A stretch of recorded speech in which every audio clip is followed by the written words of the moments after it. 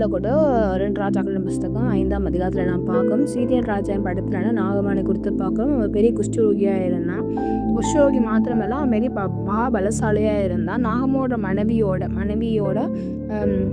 கீழே வேலை செய்கிற ஒரு பொண்ணு வந்து அவன் என்ன சொல்லுவாள் அப்படின்னா, சமாரியால ஒருத்தர் இருக்கிறாரு, ஒரு தீர்க்கதரிசி இருக்காரு, அவர்கிட்ட போனால் கண்டிப்பாக இந்த குஷ்டம் என்ன ஆயிரும் நீங்கிடும்னு சொல்லியிருப்பா. இதை அப்படியே வந்து நாகமான் வந்து சொல்லியிருப்பான். நாகமான் வந்து போய் இஸ்ரவேல் ராஜாட்ட வந்து சீரியா ராஜாட்ட வந்து சொல்லியிருப்பான், நல்லது நீ போகலாம் அப்படின்னு சொல்லிட்டு இஸ்ரவேல் ராஜாவுக்கு ஒரு நிருபத்தை எழுதியிருப்பார். இஸ்ரவேல் ராஜா அதை படித்து பார்த்து, நான் தேவனா, என்னால் அவர் தன் வஸ்திரத்தை அவர் கிடைத்து கொண்டு ஒரு மனுஷனே அவன் குஷ்டரோகியை நீக்கிவிட வேண்டும் என்று தன்னிடத்தில் நிருபத்தை அனுப்புகிறதுக்குள்ள உயிர்ப்பிக்கவும் நான் தேவனா அப்படின்னு சொல்லி அவர் சொல்வதை நான் இதை கேள்விப்பட்ட எலிசா என்ன பண்ணுவார் அப்படின்னா, என்கிட்ட வந்து இது பண்ணுங்க, அனுப்பிவிடுங்க பாப்பா. வந்து ஆள் அனுப்பி நீ போய் 7 தரம் என்ன பண்ணு, ஸ்நானம் பண்ணுன்னு சொல்லும்போது, அப்பொழுது உன் மாம்சம் மாதிரி நீ சுத்தமாவ அப்படின்னு சொல்லும்போது நாகமானுக்கு ரொம்ப கோவம் வந்துடும், கூட பெருமை வந்துடும்.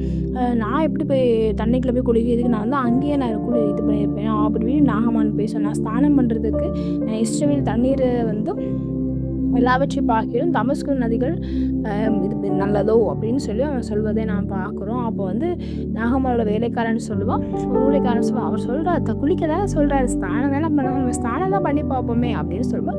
அவன் 7 முறை முங்கி எந்திரிப்பான். முங்கி எந்திரிக்கும் போது அவன் 7ஆம் முறை முங்கிங்கும்போது அவன் சரீரம் வந்து அந்த மாம்சம் வந்து தன் குழந்தை சரீரம் போல சிறு பிள்ளையின் மாம்சத்தை போல மாறி அவன் சுத்தமானான். உடனே அவன் என்ன பண்ணுவான், தன்னோட இருக்க பணங்கள் எல்லாத்தையும் என்ன பண்ணுவான் அப்படின்னா வெகுமதிகளை கொடுப்பான். அப்போ எலிசா சொல்லுவார், இது எனக்கு வேண்டாம் அப்படின்னு சொல்லி எலிசா சொல்லிடுவார். ஆனால் அந்த எலிசா கூட இருந்த கேயாசிக்கு வந்து இந்த பணம் மேலே ஆசை வந்துடும். ஆசை வந்தோடனே இதை போய் அவர் வாங்கிடுவார்.